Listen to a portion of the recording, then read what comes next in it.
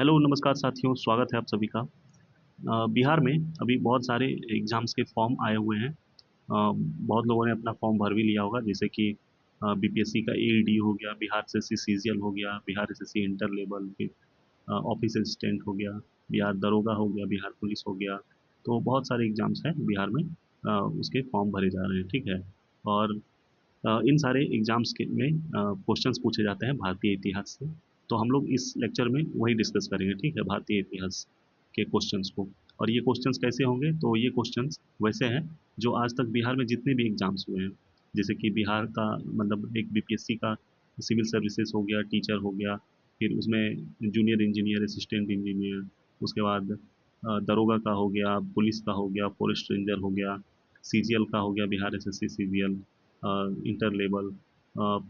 तो जितने भी एग्जाम्स हैं बिहार में, टीचर का हो गया, तो जितने भी एग्जाम्स में आज तक पूछे गए भारतीय इतिहास से क्वेश्चंस, वो सारे क्वेश्चंस यहाँ पे उपलब्ध हैं। तो वही सारे क्वेश्चंस हम लोग डिस्कस करेंगे। और ये क्वेश्चंस मतलब ऐसा क्वेश्चंस है कि हमेशा रिपीट होते रहता है, तो ऐसा नहीं है कि पूछा गया है तो अब नहीं पूछा जाएगा। तो ये क्वेश्चंस आपको देखिएगा, इसी में एक ही क्वेश्चन बहुत बार देखने को मिलेगा, मतलब कि वो क्वेश्चंस हमेशा रिपीट होते रहते हैं, वैसे वैसे क्वेश्चन है यहाँ पे। तो आप लोग वीडियो को देखिएगा, एक बार दो बार स्पीड बढ़ा के, रिवीजन हो जाएगा, याद हो जाएगा सारे क्वेश्चंस। तो आने वाले एग्जाम्स में आप लोग को मदद होगी यहाँ से। और वीडियो स्टार्ट करने से पहले आप लोगों से रिक्वेस्ट है कि वीडियो को लाइक कर दीजिएगा, चैनल को भी सब्सक्राइब कर दीजिएगा, और किसी को चाहिए होगा इस लेक्चर का पीडीएफ, तो लिंक एक मेंशन कर दूंगा कमेंट बॉक्स में, तो वहाँ से आप लोग क्लिक करके डाउनलोड कर सकते हैं। और लेक्चर कैसा लगा वो भी कमेंट करके बताइएगा। तो चलिए शुरू करते हैं। और शेयर भी कर दीजिएगा अपने दोस्तों में जो भी बिहार में किसी भी एग्जाम्स की तैयारी कर रहे हैं, ठीक है। तो चलिए शुरू करते हैं। पहला क्वेश्चन है, प्राचीन पुरातात्विक स्थल कालीबंगन कहाँ पे है? तो ये राजस्थान में है। कहाँ पे? राजस्थान। प्रथम मानव जीवाश्म भारत में कौन से स्थान से प्राप्त हुआ? तो ये प्राप्त हुआ है नर्मदा घाटी से। नर्मदा घाटी से। ये सारे क्वेश्चंस आपको दिखेंगे कि कौन कौन से क्वेश्चंस कौन से एग्जाम्स में कब पूछे गए, ठीक है। तो इसको थोड़ा सा मैं जूम कर दे रहा हूँ, तो ये साइड हटा देता हूँ। अदरवाइज आपको दिखेंगे कि कौन से क्वेश्चंस कौन से एग्जाम में पूछे गए, ठीक है। तो सारे क्वेश्चन को अच्छे से ध्यान से देखिएगा। अगला क्वेश्चन है कि भारत की प्राचीनतम संस्कृति है, भारत की प्राचीनतम संस्कृति कौन सी है? तो ये है पूरा पाषाणिक संस्कृति। पूरा पाषाणिक संस्कृति, इसको इंग्लिश में बोलते हैं ओल्ड स्टोन एज, ठीक है। भारत में विश्व विख्यात शैल चित्रकला स्थल स्थित है कहाँ पे? ये है भीमबेटका। कहाँ पे? भीमबेटका। ये मध्य प्रदेश में, ठीक है, भोपाल से नजदीक है ये जगह। प्रथम मनके के निर्माण का प्रमाण प्राप्त होता है कहाँ पे? तो ये है पाटने। पाटने जो है एक जगह है महाराष्ट्र में, वहीं पे। चिरांद पुरास्थल पर प्राचीनतम डैश के अवशेष मिलेंगे। चिरांद पुरास्थल पर प्राचीनतम डैश के अवशेष मिले। किसके अवशेष मिले हैं? तो ये मिला है नवपाषाणिक संस्कृति। नवपाषाणिक को इंग्लिश में बोलते हैं नियोलिथिक। नियोलिथिक स्टोन एज, ठीक है। अगला है कि जिस काल में कृत्रिम कृषि कर्म, सॉरी, जिस काल में कृषि कर्म का दुष्प्रभाव हुआ वह कहलाता है, क्या कहलाता है? वो कहलाता है नवपाषाण काल। नवपाषाण काल। दमदमा पुरा स्थल स्थित है कहाँ पे? है दमदमा पुरा स्थल? ये है उत्तर प्रदेश में। उत्तर प्रदेश में। कैल्कोलिथिक युग कहा जाता है, किसको कहा जाता है? तो इसको इंग्लिश में बोलते हैं कॉपर एज, ठीक है। इसी को कैल्कोलिथिक भी बोलते हैं। कैल्कोलिथिक भी इंग्लिश वर्ड ही है, बट इसका दूसरा नाम है कॉपर एज, या फिर हिंदी में इसको कहेंगे ताम्रपाषाण युग। मनुष्य द्वारा पहली बार नियोलिथिक युग में पालतू बनाए जाने वाला पशु कौन था? तो ये था कुत्ता। कौन था? कुत्ता। नियोलिथिक का अर्थ क्या होता है? तो नियोलिथिक का अर्थ होता है नवपाषाण, ठीक है, नवपाषाण।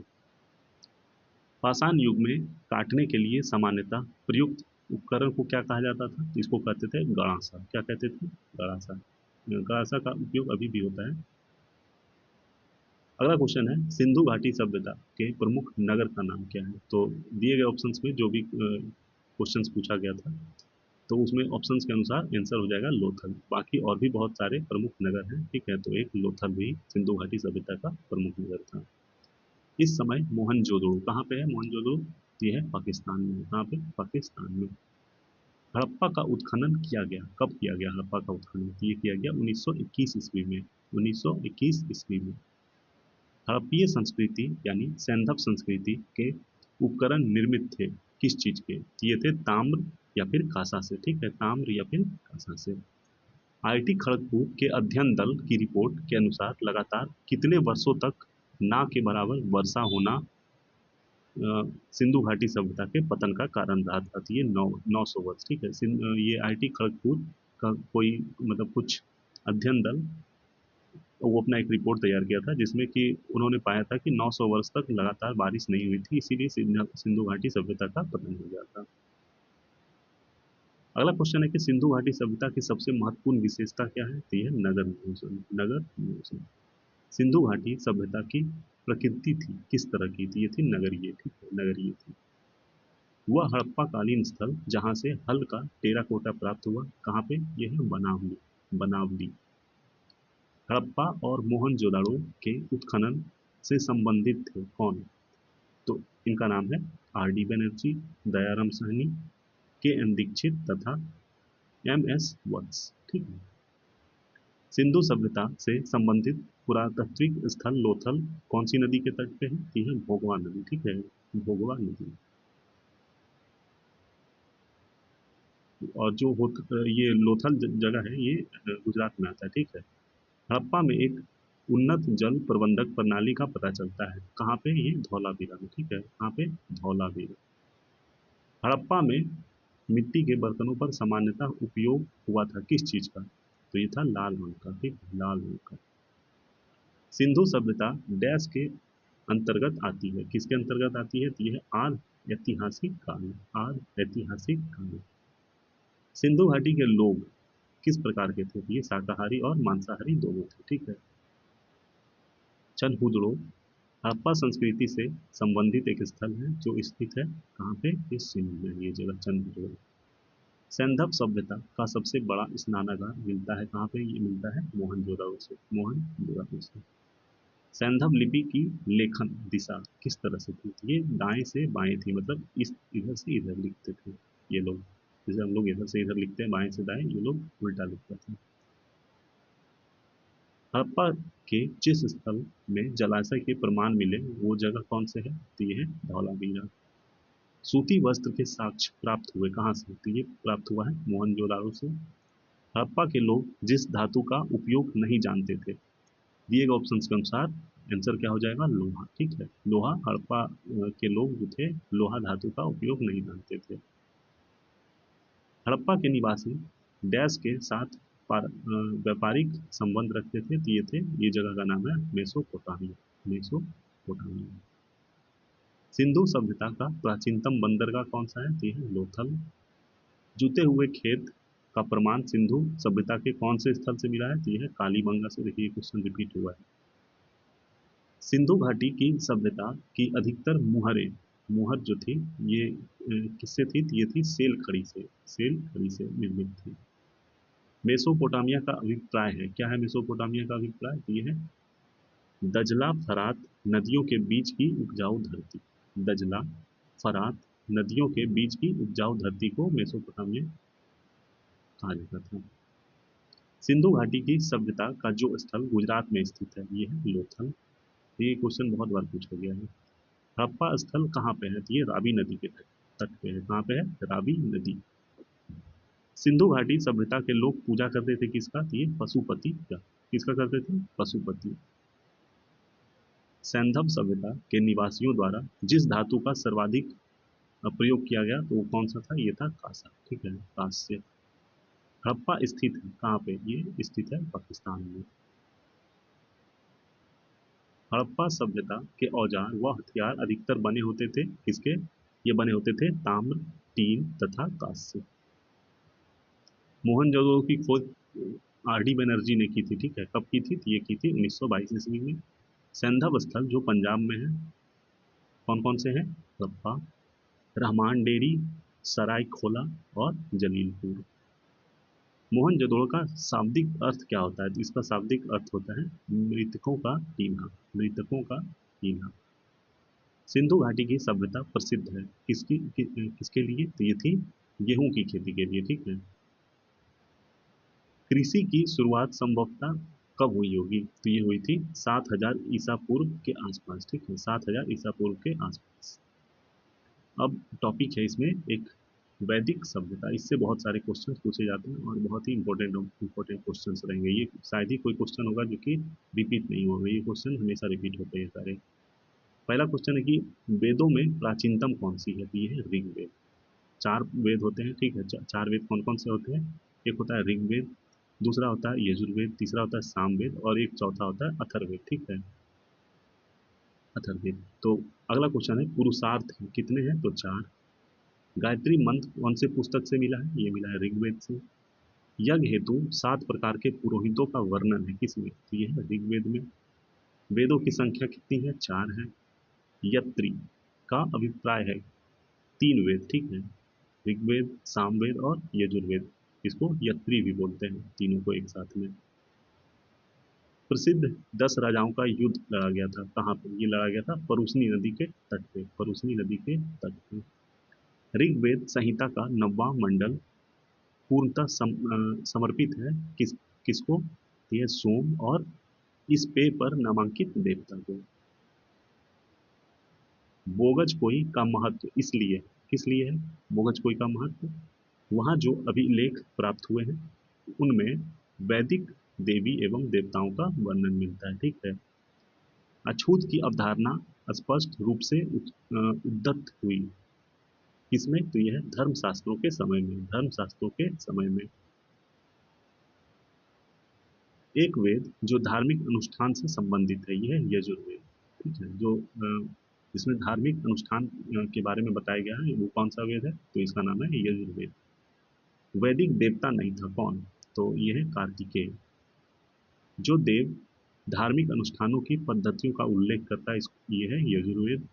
गायत्री मंत्र कौन से मतलब गायत्री मंत्र की रचना किसने की थी? ये की थी विश्वामित्र ने। किसने की थी? विश्वामित्र ने।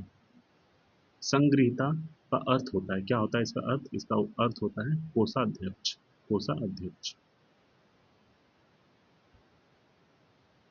जिसको कि अभी उसको इंग्लिश में अगर बोले तो मतलब ट्रेजरी, ठीक है। प्राचीन भारत में पालागल, प्राचीन भारत में पालागल था, क्या था? तो इसको बोलते थे संदेशवाहक, ठीक है, संदेशवाहक को पालागल बोलते थे। संदेशवाहक तो मतलब इसका डेफिनेशन इस तरह से है कि विदूषक, और विदूषक का पूर्वज और राजा का साथी एवं वन का अधिकारी, ठीक है। यज्ञ की देखरेख कौन करता था? तो इसकी देखरेख जो करता था ये थे ब्रह्मा। सत्यमेव जयते कहाँ से लिया गया है? ये लिया गया है मुंडकोपनिषद से, मुंडकोपनिषद से। मान्यता के अनुसार महाभारत की लड़ाई कुरुक्षेत्र में लड़ी गई थी। कितने दिनों के लिए ये लड़ी गई थी? 18 दिनों के लिए। ऋग्वेद में अधन्य कहा गया है, किसको कहा गया है? ये कहा गया है गाय को। जादुई माया और वशीकरण का वर्णन है किसमें? ये वर्णन है अथर्ववेद में, ठीक। ये सब क्वेश्चन बहुत बार पूछे गए हैं। वेदों का सही काल अनुक्रमिक क्रम क्या है? तो मतलब सबसे पहले जो था, सबसे पुराना ये है ऋग्वेद, उसके बाद जो आया सामवेद, उसके बाद यजुर्वेद और सबसे नया वाला जो है ये है अथर्ववेद, ठीक है। उपनिषदों को वेदांत के रूप में भी जाना जाता है। उसकी संख्या कितनी है? ये 108। कितने उपनिषद हैं? 108। तोल कप्पियम, तोल कप्पियम ग्रंथ संबंधित है किससे? ये है व्याकरण से। सर्व प्राचीन विधि ग्रंथ, सर्व प्राचीन विधि ग्रंथ कौन सी है? ये है मनुस्मृति। कौन सी है? मनुस्मृति। वैदिक काल में वर्ग व्यवस्था प्रतिपादित की किसने? ये थी मनु। कौन थे? मनु। पुराणों की संख्या कितनी है? तो ये है 18। कितने पुराण है? 18। अब अगला टॉपिक है बौद्ध धर्म, जैन धर्म, भागवत एवं शैव धर्म। पहला क्वेश्चन है कि बौद्ध धर्म ने अपना प्रथम धर्मोपदेश दिया था कहाँ पे? ये दिया था सारनाथ में। सारनाथ में। देखिए ये क्वेश्चन कितनी बार पूछा गया है। BPSC assistant engineer, BPSC motor vehicle inspector, 65वीं बीपीएससी, 29वां बीपीएससी जुडिशियल वाला, फिर 56 और 59 बीपीएससी 2015 में, 56 से 57 58 59 ये लगातार, फिर 53 और 55 इसमें भी पूछा गया, 47 में भी पूछा गया। तो ये सब क्वेश्चन जो है मतलब जो भी क्वेश्चंस यहाँ पे हैं सारे बहुत ही इंपॉर्टेंट है, तो इसलिए एक बार दो बार इसको ध्यान से एक बार सुन लीजिएगा, नहीं मतलब अच्छे से स्पीड बढ़ा के भी देख लीजिएगा, सुन लीजिएगा, तो उससे भी आपको याद हो जाएगा सारे क्वेश्चन, ठीक है। अगला क्वेश्चन है कि बोध गया में ज्ञान प्राप्ति हुई थी किनको, तो ये थे गौतम बुद्ध। भगवान बुद्ध ने ज्ञान प्राप्ति करने के लिए कई वर्षों तक तपस्या और साधना में जीवन व्यतीत किया था। कहाँ पे ये किया था? गया में। गया में निरंजना नदी, ठीक है, उस नदी का नाम है निरन निरंजना नदी। अगला क्वेश्चन है बोध गया में महाबोधि मंदिर बनवाया गया जहाँ, कहाँ पे, तो यह है गौतम बुद्ध को ज्ञान की प्राप्ति हुई वहीं पे महाबोधि मंदिर बनवाया गया। तृतीय बौद्ध सभा का सभापतित्व किसने किया था? तो ये किया था मोगली तिस्त ने। मोगली तिस्त। और ये कहाँ पे हुई थी? तो ये हुई थी पाटलिपुत्र में। 4 हुई थी, ठीक है, टोटल 4 सभा हुई थी। पर एक हुआ था पहला जो है राजगीर में, दूसरा हुआ था वैशाली में, तीसरा हुआ था पाटलिपुत्र में, और चौथा हुआ था कुंडल वन, कुंडल कुंडल ग्राम या फिर वन भी बोल सकते हैं, ये है कश्मीर में, ठीक है। अगला क्वेश्चन है कि प्रथम बौद्ध सभा कहाँ पे हुई थी? तो राजगीर में। महात्मा बुद्ध में महापरिनिर्वाण के बाद पहली बौद्ध संगीति हुई राजगीर में। प्रथम जो हुई थी संगीति उसको किसने बुलाया था? तो ये करवाया था अजात शत्रु ने, ठीक है। चौथी जो हुई थी बौद्ध संगीति का आयोजन हुआ था कहाँ पे, मतलब किसके शासन काल में? तो ये कनिष्क के शासन काल में हुआ था, ठीक है, और ये कहाँ पे हुआ था? कश्मीर में कुंडल वन। कुंडल वन या फिर नाम मतलब थोड़ा कंफ्यूज हूँ, देखिए बता रहा हूँ। हाँ सही है, कुंडल वन, ठीक है।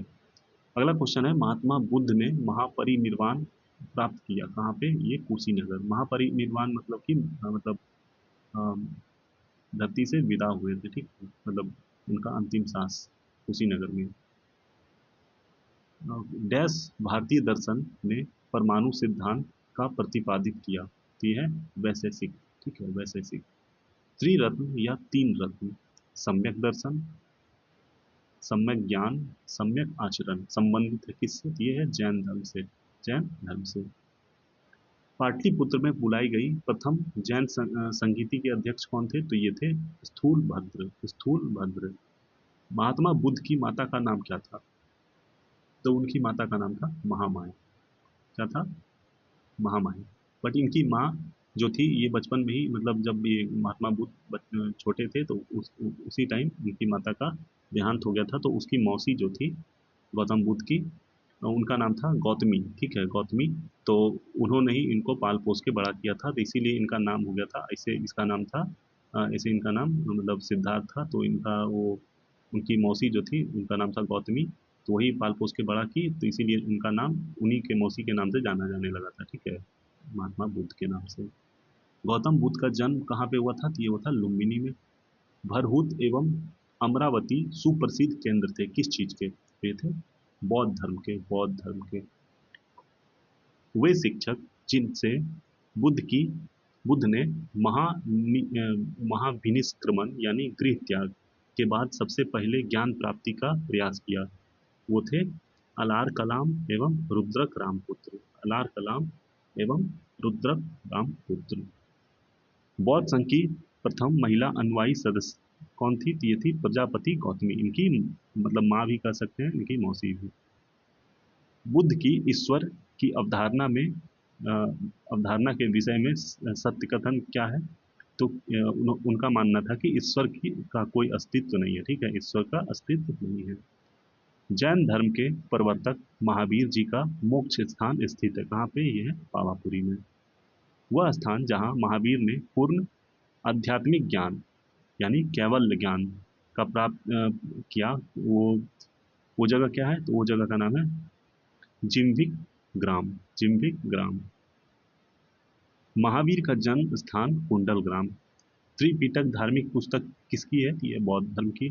त्रिपिटक लिखी गई कौन सी भाषा में? पाली भाषा में।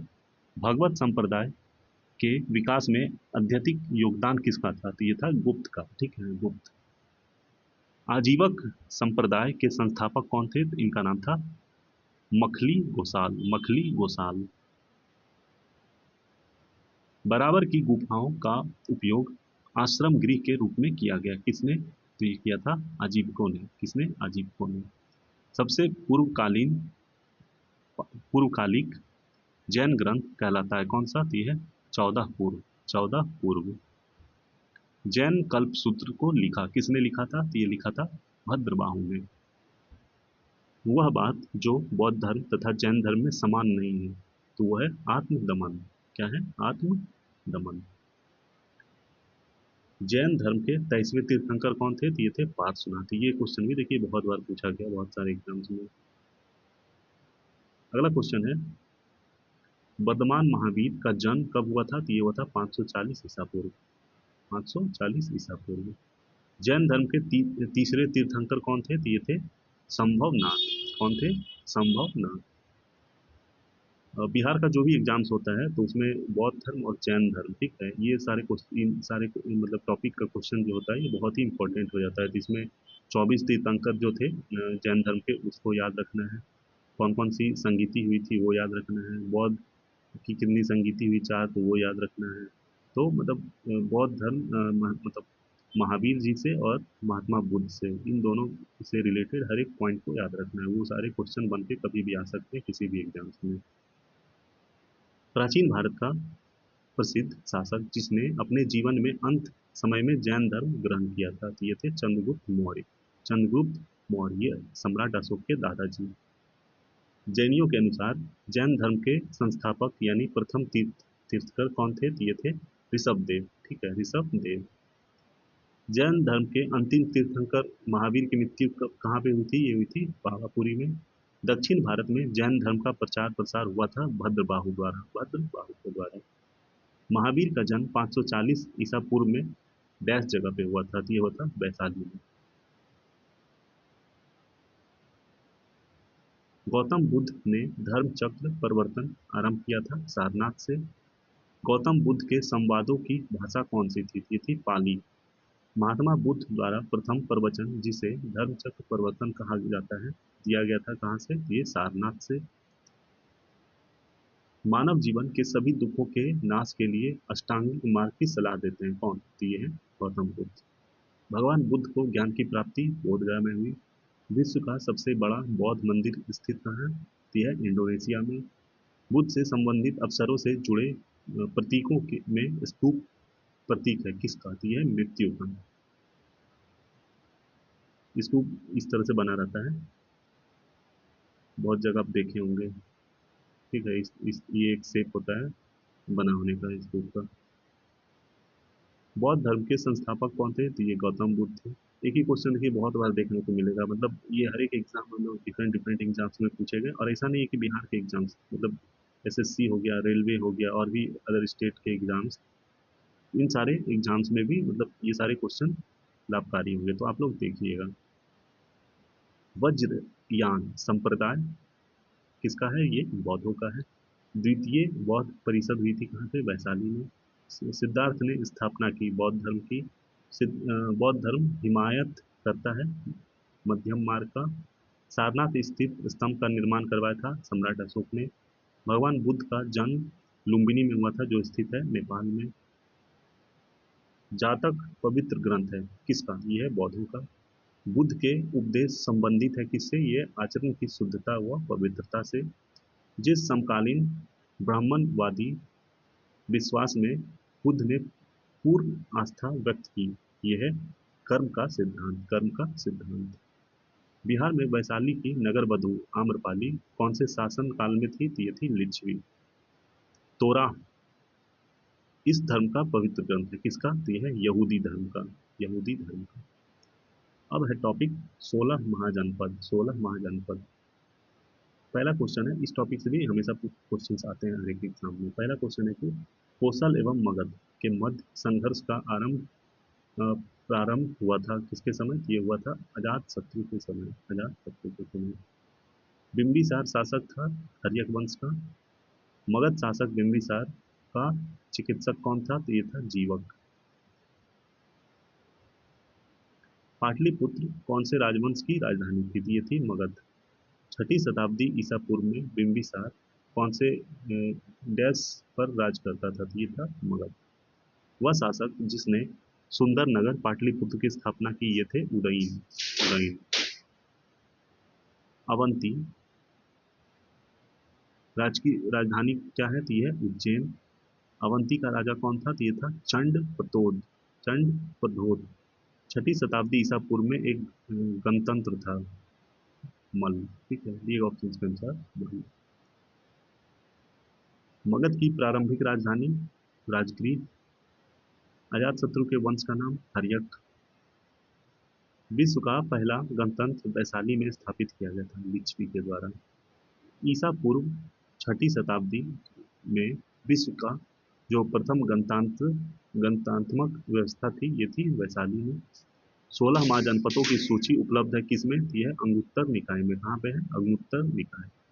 प्रथम मगध साम्राज्य का उत्कर्ष कौन सी शताब्दी में हुआ था? तो ये हुआ था छठी शताब्दी में।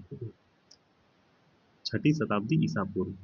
वत्स का राज स्थित था। वत्स का राज स्थित था कहाँ पे? ये था इलाहाबाद के आसपास। प्राचीन भारत में द्वितीय नगरीय नगरीकरण से संबंधित क्षेत्र कौन सा है? तो यह गांगेय मैदान। कौन सा है? गांगेय मैदान। कौशाम्बी महाजनपद की राजधानी क्या थी? तो ये थी वत्स। छठी एवं चौथी सदी ईसा पूर्व के मध्य सबसे शक्तिशाली महाजनपद कौन था? तो ये था मगध। मगध साम्राज्य का वो शहर जो गंगा, सोन और गंडक के संगम पर बसा है, यह है पाटलिपुत्र। हर्यक नरेश बिंबिसार की राजधानी क्या थी? तो ये थी राजगीर, जिसका कि पूरा नाम गिरिब्रज था। अवंती की राजधानी थी उज्जैन। चंपा कौन से महाजनपद की राजधानी थी? तो ये थी अंग की। अंग जो क्षेत्र है, ये भागलपुर, मुंगेर, जमालपुर, बांका, जमुई, ये सब जो इलाका आता है, ये चंपा मतलब ये अंग महाजनपद क्षेत्र में आता था। ठीक है। अगला है टॉपिक मौर्य एवं मौर्योत्तर काल।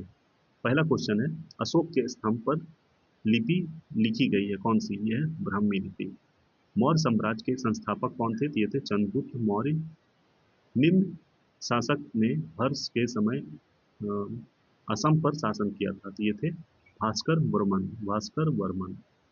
मौर्य साम्राज्य द्वारा महल बनवाया गया था कहाँ पे? ये कुम्हरार पटना में। ठीक है, कुम्हरार पटना में।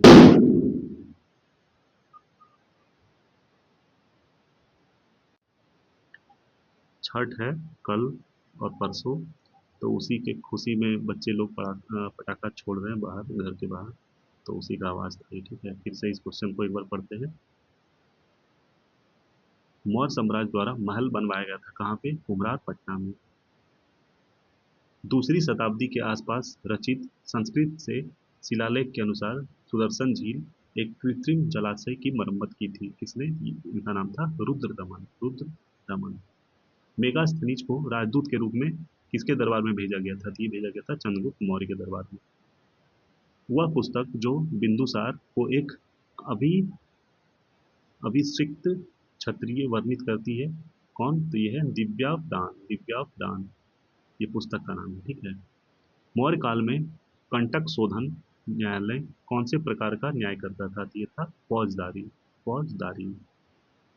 समाहर्ता किसको बोलते हैं? समाहर्ता था, ये था महासंग्रहकर्ता। महासंग्रहकर्ता। इसी को आजकल समाहर्ता को ही हम लोग डीएम बोलते हैं। ठीक है, डिस्ट्रिक्ट मजिस्ट्रेट। मौर्य काल में शासकीय भूमि से प्राप्त आय को कहा जाता था सीता। मौर्य काल में शिक्षा का सर्वाधिक प्रसिद्ध केंद्र कौन सा था? तो ये था तक्षशिला। कौन सा? तक्षशिला। ये जगह अभी पाकिस्तान में है। कौटिल्य का अर्थशास्त्र विभाजित है 15 अधिकरणों में। 15 अधिकरणों में। वह शिलालेख जिसमें अशोक ने त्रिरत्न बुद्ध, धम्म और संघ में अपना विश्वास प्रकट किया, वो है भ्राबु। क्या है? भ्राबु। वह स्तंभ जिसमें अशोक ने स्वयं को मगध का सम्राट बताया, तो यह है भ्राबु स्तंभ में। अशोक के शिलालेखों इंस्क्रिप्शन, इसको इंग्लिश में बोलते हैं, में प्रयुक्त भाषा है प्राकृत। अशोक के ब्राह्मी अभिलेखों को सर्वप्रथम किसने पढ़ा था? तो ये था जेम्स प्रिंसेप।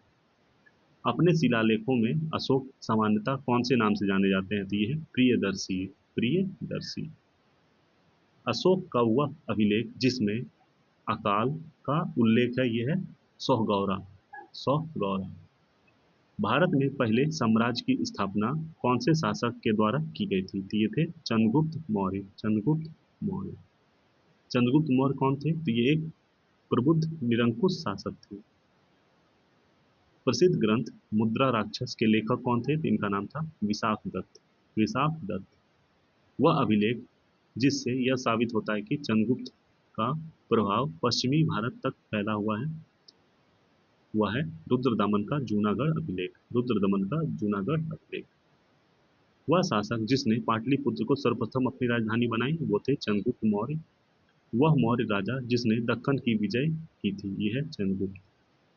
जिसके ग्रंथ में चंद्रगुप्त मौर्य का विशिष्ट रूप से वर्णन हुआ है, वह है विशाखदत्त। कौटिल्य अथवा चाणक्य कौन से सम्राट का प्रधानमंत्री था? ये था चंद्रगुप्त मौर्य। ठीक है। नंद वंश के पश्चात मगध पर शासन किसने किया था? मौर्य वंश ने। सेंड्रोकोटस से चंद्रगुप्त मौर्य की पहचान थी किससे? किसने की थी? ये थी विलियम जोन्स ने। ठीक है। कौटिल्य की पुस्तक अर्थशास्त्र आधारित है किस पे? तो यह है शासन कला के सिद्धांत और अभ्यास विषय पर। नाम है अर्थशास्त्र, होना चाहिए था इकोनॉमिक्स, इसको इंग्लिश में बोलेंगे, बट इसमें पॉलिटिक्स के बारे में लिखा गया है। चंद्रगुप्त मौर्य ने सेल्यूकस को बख्शीश के रूप में दिया था 500 युद्धक हाथी। 500 युद्धक हाथी। मेगास्थनीज दूत था सेल्यूकस का। वह स्रोत जिसमें पाटलिपुत्र के प्रशासन का वर्णन उपलब्ध है, वह है इंडिका। इंडिका।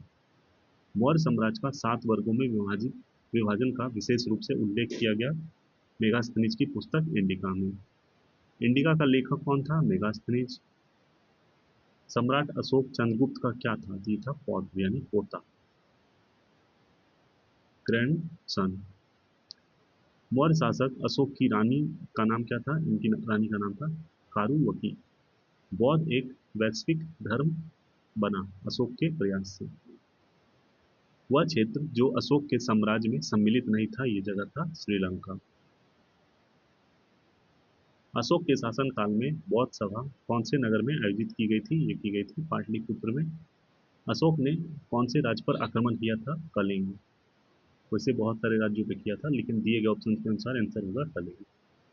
अंतिम मौर्य सम्राट कौन था? ये था बृहद्रथ। क्वेश्चन देखिए बहुत बार पूछा गया है। अर्थशास्त्र के अनुसार सीता भूमि का अभिप्राय क्या है? तो यह है जनजातियों द्वारा जोती जाने वाली भूमि। मौर्य वंश के पश्चात कौन से वंश का राज स्थापित हुआ? तो ये था शुंग। गौतमी पुत्र सतकर्णी का संबंध किससे है? तो ये सातवाहन राजवंश से। शुंग वंश के बाद कौन सा वंश भारत पे राज किया? तो ये था कण्व। राजा खारवेल का नाम जुड़ा है हाथी गुम्फा लेक के साथ। हाथी गुम्फा लेक के साथ। कलिंग नरेश खारवेल की हाथी गुम्फा प्रसिद्ध अंकित है प्राकृत भाषा में। शक संवत की स्थापना का श्रेय जाता है कुषाणों को। कुषाणों को। वह राजा जिसके युग में गौतम बुद्ध को एक देवता का स्थान प्राप्त हुआ, यह है कनिष्क। सर्वप्रथम व्यापक पैमाने पर स्वर्ण मुद्रा का प्रचलन किया किसने? इनका नाम था विम कडफिसेस। कला की गंधार शैली फली फूली कुषाणों के समय। कनिष्क के शासनकाल में बौद्ध सभा कौन से नगर में आयोजित की गई थी? तो ये की गई थी कश्मीर में। सांची का विशाल स्तूप निर्धारण करता है मौर्यों के समय को। मौर्यों के समय को। वह पुरातात्विक स्थल जो मौर्य राजप्रसाद से संबंध है, यह है कुम्भरार। मौर्य सम्राट से संबंधित एक तांबे की प्लेट है ताम्रपत्र। बराबर की गुफाओं को अशोक ने कौन से संप्रदाय को दान किया था? तो ये था आजीवक। पाटलिपुत्र में स्थित चंद्रगुप्त महल मुख्यतः बना था लकड़ी का। भारत में सोने के सिक्के जारी किए गए थे भारत यूनानियों शासकों द्वारा। उन स्रोत का नाम बताएं जो प्राचीन भारत में व्यापारिक मार्गों पर मौन है। तो यह है मिलिंद पन्हो। मिलिंद पन्हो। शक संवत की कर्दमन कर्दमक शाखा का संस्थापक था चस्टसन। चस्टन, चटसन या चस्टन, चटसन ही होगा। कालशोक संबंधित है किससे? तो ये शिशुनाग राजवंश से। चीनी जनरल पान चाओ ने जिस कुषाण शासक को हराया था वो था कनिष्क। मौर्य स्तंभ जिसके शीर्ष पर एक विशाल हाथी स्थापित है, यह है सनकिसा स्तंभ, सनकिसा स्तंभ। लौरिया अरजाज, लौरिया अरराज क्या है? ये है स्तंभ लेख है। कहाँ पे? बिहार चंपारण में। सांची स्तूप मूल रूप से जिस मौर्य शासक ने बनवाया ये थे सम्राट अशोक। जिस स्थान के स्तूप अवशेषों से अशोक की प्रस्तर प्रतिमा प्राप्त हुई है जिस पर उसका नाम उत्कीर्ण है, यह है कंगन हल्ली, कंगन हल्ली। कौटिल्य ने, कौटिल्य के अर्थशास्त्र के अनुसार राज्य के करों की वसूली के लिए जिम्मेदार कौन था? ये था सन्निधाता, सन्निधाता, सत्वी। अशोक के प्रस्तर अभिलेख डैश के प्रतीक थे? ये थे प्रशासन के, प्रशासन के। चंद्रगुप्त मौर्य चंद्रगिरी पर्वत श्रवणबेलगोला जिस जैन संत के साथ गया था वो था भद्रबाहु। चाणक्य को इसी नाम से जाना जाता था, विष्णुगुप्त, विष्णुगुप्त। दिए ऑप्शन के अनुसार और भी इनको कई नाम से जाना जाता था। सारनाथ का लायन कैपिटल संबंधित है सम्राट अशोक से। चंद्रगुप्त मौर्य की साम्राज्य की राजधानी थी पाटलिपुत्र। अशोक महान पुत्र थे बिंदुसार के। मेगास्थनीज चंद्रगुप्त मौर्य के शासन काल में क्या था? तो ये था एक राजदूत। बिंदुसार के शासन के दौरान अशांति थी कहाँ पे? तो ये तक्षशिला में। तो उसी को कंट्रोल करने के लिए बिंदुसार ने अपने पुत्र सम्राट अशोक को वहाँ पे भेजा था और वहाँ पे उसको, उस अशांति को बहुत अच्छे से कंट्रोल कर लिया था, जिसके बाद फिर सम्राट अशोक को दूसरा वो पदभार दिया गया था। सिकंदर महान ने भारत पर आक्रमण किया था 326 ईसा पूर्व में। यूनानी स्रोतों में अग्रमीज एवं जैंड्रमीज मगध के जिस शासक को कहा जाता था वो था धनानंद, धनानंद। यूनानी राजदूत मेगास्थनीज भारत आया था चंद्रगुप्त मौर्य के दरबार में। सम्राट अशोक महान जिसने 40 वर्षों तक भारत में राज किया की राजधानी उस समय क्या था? तो ये था पाटलिपुत्र। प्राचीन भारत में जैन धर्म स्वीकार कर संन्यास ले लिया चंद्रगुप्त मौर्य ने। कलिंग युद्ध संबंधित है सम्राट अशोक से। जिस स्रोत के आधार पर यह कहा जाता है कि अशोक ने श्रीनगर शहर को बनाया था? कलहन की राजतरंगिणी स्रोत के अनुसार। ठीक है, राजतरंगिणी एक पुस्तक है, कलहन एक राइटर। मौर्य राज्य का संस्थापक कौन था? चंद्रगुप्त। योग दर्शन के संस्थापक कौन थे? पतंजलि।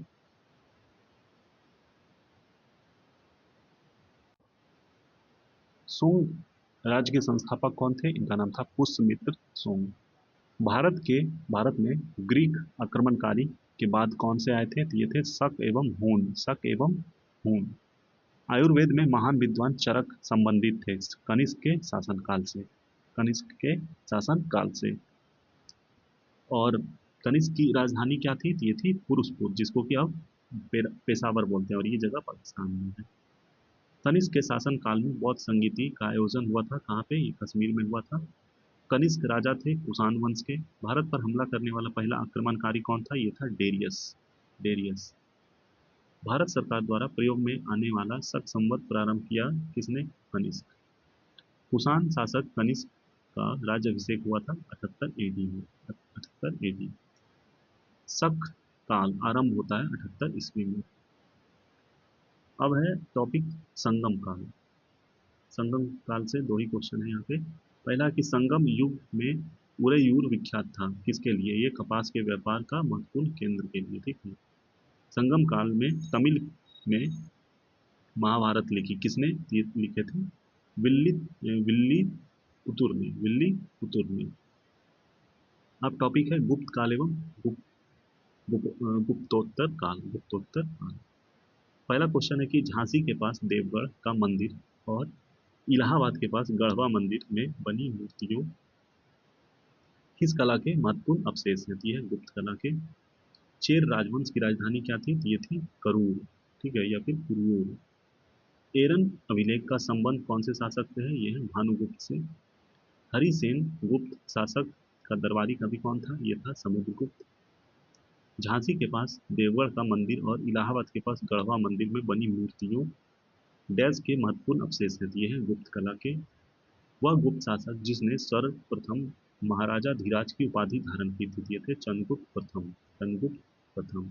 चंद्रगुप्त मौर्य से कंफ्यूज मत होइएगा, वो अलग थे, ये चंद्रगुप्त प्रथम गुप्त शासक शासन काल में थे, ठीक है। अब है कि नालंदा ताम्रलेख में डैश को परम भागवत कहा गया, तो यह है समुद्रगुप्त को। समुद्रगुप्त को। प्राचीन भारत का नेपोलियन किसको कहा जाता है? तो ये भी समुद्रगुप्त को। ये क्वेश्चन बहुत बार पूछा गया है। इलाहाबाद स्तंभ अभिलेख की 21वीं पंक्ति में आर्यावर्त के कौन से शासक का जिक्र किया गया है? मतलब कितने शासकों का? यह 9 शासकों का। प्रसिद्ध इलाहाबाद प्रयाग प्रशस्ति का लेखक था कौन? ये था हरिसेन। हरिसेन। समुद्रगुप्त के विजयों का उल्लेख मिलता है इलाहाबाद अभिलेख में। प्राचीन भारत में सबसे अधिक समय तक शासन किसने किया था? तो ये किया था गुप्त वंश ने। नगरों का क्रमिक पतन कौन से काल की एक महत्वपूर्ण विशेषता थी? तो ये थे गुप्त काल की। वह वंश जिसने मंदिरों एवं ब्राह्मणों को सबसे अधिक ग्राम अनुदान में दिया था, ये थे गुप्त वंश। गुप्त युग में भूमि राजस्व की दर क्या थी? तो ये था उपज का छठा भाग। उपज का छठा भाग। गुप्त और उत- उत्तरोत्तर गुप्त काल में अर्थव्यवस्था में पतन दिखता है। यह तर्क दिया था किसने? ये दिया था आर एस शर्मा ने। आर एस शर्मा ने। गुप्त स्वर्ण मुद्राएं उनके अभिलेखों में डैश नाम से अंकित है। यह है दिनार। गुप्त काल का मंदिर है देवगढ़ का दशावतार मंदिर। वह बंदरगाह जो गुप्त काल में उत्तर भारतीय व्यापार के लिए प्रयोग किया जाता है, यह ताम्रलिपि, ठीक है। पहली बार यह व्याख्या की थी कि पृथ्वी के अपनी धुरी पर घूमने के कारण प्रतिदिन सूर्योदय एवं सूर्यास्त होता है। ये किसने बोला था? ये थे आर्यभट्ट। आर्यभट्ट। वह भूमि जिसको अपृहत कहा जाता था, किसको कहा जाता था अपृहत भूमि? तो ये था बिना जोती हुई जंगली भूमि, जिसको कि हम लोग परती भी बोलते हैं आजकल। प्रसिद्ध चीनी यात्री पायान ने भारत की यात्रा की थी चंद्रगुप्त II के शासनकाल में, ठीक है। चंद्रगुप्त द्वितीय कौन से साम्राज्य के शासक थे? तो ये थे गुप्त के। मेहरौली स्तंभ लौह स्तंभ अभिलेख का चंद्र संबंधित है किससे? तो ये चंद्रगुप्त द्वितीय से। गुप्त शासकों में विक्रमादित्य की उपाधि धारण किसने की थी? तो ये भी चंद्रगुप्त II ही है। वह गुप्त शासक जिसने शकों को पराजित किया और इस कारण सकारी कहलाया, तो ये है चंद्रगुप्त II। प्रसिद्ध 3 प्रसिद्ध बंदरगाह सोपारा, काम्बे और भौज को गुप्त साम्राज्य में मिलाया था किसने? तो ये थे चंद्रगुप्त विक्रमादित्य द्वारा। वह गुप्त शासक जिसने अपने बड़े भाई की हत्या कर दी, तो ये थे चंद्रगुप्त द्वितीय। गुप्त सम्राट जिसने हूनों को पराजित किया, स्कंदगुप्त। मुद्रा राक्षस नामक पुस्तक किसने लिखा था? ये लिखा था विशाखदत्त ने। देवी देवी चंद्रगुप्तम नाटक के रचनाकार कौन थे? तो ये थे विशाखदत्त। 12 प्रकार की भूमि का वर्णन किया गया अमरकोश में। आयुर्वेद के प्रसिद्ध ग्रंथ अष्टांग हृदय के रचनाकार कौन है? ये है वाग्भट। वह कवि जिसने कुमार संभव महाकाव्य लिखा, ये है कालिदास। ताम्रपत्र लेख दर्शाते हैं कि प्राचीन काल में बिहार के राजाओं का संपर्क था जावा सुमात्रा से। जावा सुमात्रा से। ये जगह है इंडोनेशिया में अभी, ठीक है। कर्नाट वंश का संस्थापक कौन था? तो ये था नान्यदेव। कर्नाट वंश का अंतिम शासक कौन था? हरि सिंह। नालंदा विश्वविद्यालय के स्थापना का युग है गुप्त। कौन सा है? गुप्त। नालंदा विश्वविद्यालय के विनाश का कारण कौन था? मुस्लिम आक्रमण। नालंदा विश्वविद्यालय विश्व प्रसिद्ध था बौद्ध धर्म दर्शन के लिए। चीनी यात्री हेन सांग कब आया था मतलब कहाँ पे आया था पढ़ने के लिए? तो ये नालंदा विश्वविद्यालय। थानेश्वर राजधानी किसकी थी? वर्धनों की। हर्षचरित नामक पुस्तक लिखी थी वानभट्ट ने। हर्षवर्धन के शासनकाल में कौन से चीनी यात्री भारत की यात्रा की थी? तो इसका नाम है हेन सांग, ठीक। ये क्वेश्चन देखिए कितने एग्जाम में पूछे गए हैं। अगला क्वेश्चन है वर्धन राजवंश की स्थापना उस विभूति ने की थी? चीनी यात्री युवान युवांग युवान युवांग यानी कि हेनसांग भारत पहुंचा था कब? तो ये 629 में। अगला क्वेश्चन है जिसमें कि सही सुमेलित करना है, इसमें ऑलरेडी सही सुमेलित किया हुआ है। पहला सूची और दूसरा सूची है। पहला सूची में पहला है चंद्रगुप्त वन, इनका संबंध है कुमार देवी। समुद्रगुप्त का प्रयाग शिलालेख से, चंद्रगुप्त दो का विक्रमादित्य, कुमारगुप्त वन महेंद्रादित्य से। कलहन की पुस्तक का नाम क्या था? तो ये था राजतरंगिणी। पूर्व गुप्त काल में शीशे के सिक्कों की एक बड़ी संख्या जारी की गई सातवाहनों द्वारा। किराता जुर्नीय पुस्तक लिखा था किसने? भरावी ने। गुप्त वंश का संस्थापक कौन था? श्रीगुप्त। गुप्त संवत प्रारंभ कब हुआ? 319 ईस्वी में। हर्षवर्धन के साम्राज्य की राजधानी क्या थी? कन्नौज। कन्नौज जो कि अभी कानपुर को बोलते हैं, ठीक है। वह चीनी यात्री जो चंद्रगुप्त द्वितीय के समय में भारत आया था, तो ये था फाहियान। राजपूत काल में नवीन जाति कौन से डैश प्रमुखता में आई? तो ये था कायस्थ। कायस्थ यानी कि जो सिन्हा कास्ट, आजकल सिन्हा टाइटल लिखते हैं, वही होते हैं कायस्थ, ठीक है, जिसको कि लाला भी बोलते हैं बिहार में। गुप्त शासकों में से अश्वमेध यज्ञ संपादित किया किसने? समुद्रगुप्त ने। स्वर्ण भूमि का वह राजा जिसने नालंदा में एक बौद्ध विहार की स्थापना की तथा उसके रख रखाव हेतु अपने दूतों द्वारा देवपाल में 5 गांव दान में देने के लिए प्रार्थना किया, वो थे बालपुत्र देव। बालपुत्र देव। गुप्तकालीन प्रथम गणितज्ञ या खगोल शास्त्री कौन थे? तो ये थे आर्यभट्ट। 5वीं शताब्दी ईस्वी में गुप्त साम्राज्य के पतन का मुख्य कारण क्या था? ये था हूनों का आक्रमण। गुप्त वंश का अंतिम शासक कौन था? तो ये था विष्णुगुप्त। पंचतंत्र के रचनाकार कौन है? तो ये है विष्णु शर्मा। प्राचीन नालंदा विश्वविद्यालय का संस्थापक कौन थे? तो ये थे कुमारगुप्त, ठीक है। ये क्वेश्चन बहुत बार पूछा गया है बहुत सारे एग्जाम्स में। भारतीय संस्कृति का स्वर्ण युग कहा जाता है गुप्त काल को। गुप्त काल में सर्वोच्च न्यायिक प्राधिकार किसके पास था? तो ये था राजा के पास। हर्ष ने अपनी राजधानी परिवर्तित की धानेश्वर से कन्नौज। धानेश्वर से कन्नौज। अब है टॉपिक 800 ईस्वी से लेकर 1200 ईस्वी तक की राजनीतिक सामाजिक स्थिति। पहला क्वेश्चन है कि विक्रमशिला विश्वविद्यालय स्थापित किया था धर्मपाल के द्वारा किसने? खजुराहो के विश्व प्रसिद्ध मंदिरों का निर्माण किसने करवाया था? चंदेलों ने। गुर्जर प्रतिहार वंश का प्रसिद्ध शासक कौन था? तो वत्सराज। कौन था? वत्सराज। सांध्याकार नंदी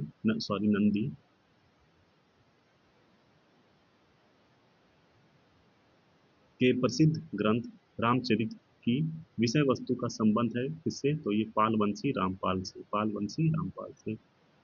उदंतपुर शिक्षा केंद्र अवस्थित था बिहार राज्य में। चोल वंश का संस्थापक विजयालय। दक्षिण भारत के मंदिरों के आकर्षण द्वार कहलाते थे गोपुरम।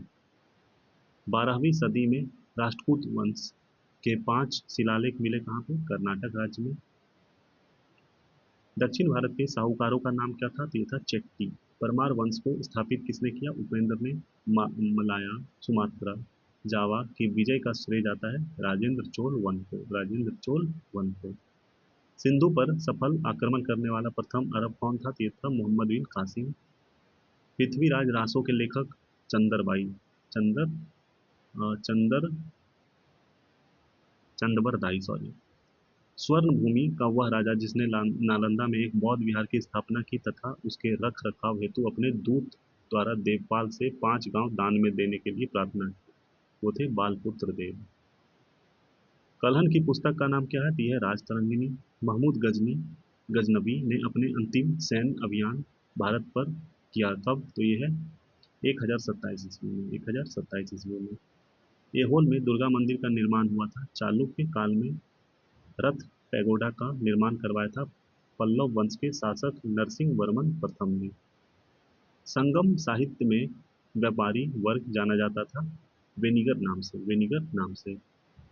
तंजौर का राजराजेश्वर मंदिर किसने बनवाया था? तो ये बनवाया था राजराज वन। राजराज वन। प्रशासन के क्षेत्र में चोल वंश का मुख्य योगदान एक संगठित स्थानीय स्वशासन में।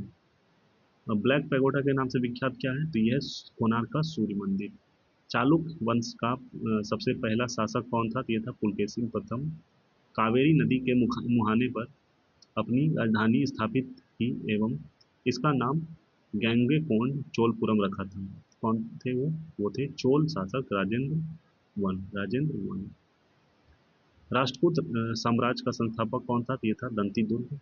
चालुक्य वंश की राजधानी क्या थी? ये थी वातापी। काकरोट राजवंश का संबंध किससे था? ये था जम्मू कश्मीर के इतिहास से। पुरी में स्थित विश्व प्रसिद्ध जगन्नाथ मंदिर का निर्माण किसने करवाया था? तो ये करवाया था अनंत वर्मन ने। एलिफेंटा में चट्टान काटकर बनाए गए प्रसिद्ध मंदिर संबंधित है राष्ट्रकूटों से। कर्नाटक में श्रवणबेलगोला में अवस्थित गोमतेश्वर की मूर्ति एक प्रमुख जैन धर्म स्थल है। इस मूर्ति की ऊंचाई क्या है? तो ये है 57 फुट। गंधार कला मिश्रित मिश्रण थी किसकी? ये थी मूर्ति कलाओं की भारतीय एवं यूनानी शैलियों से। अजंता और एलोरा की गुफाएं स्थित है औरंगाबाद में, ये महाराष्ट्र में। ठीक है, एक बिहार में भी औरंगाबाद है, वो नहीं है, ये औरंगाबाद है। कहाँ पे? ये है महाराष्ट्र में, जिसका कि अब नाम हो गया संभाजी नगर। क्या हो गया है? संभाजी नगर। कोणार्क मंदिर के देवता कौन है? तो ये है सूर्य। राजा भोज संबंधित थे किससे? परमार राजवंश से।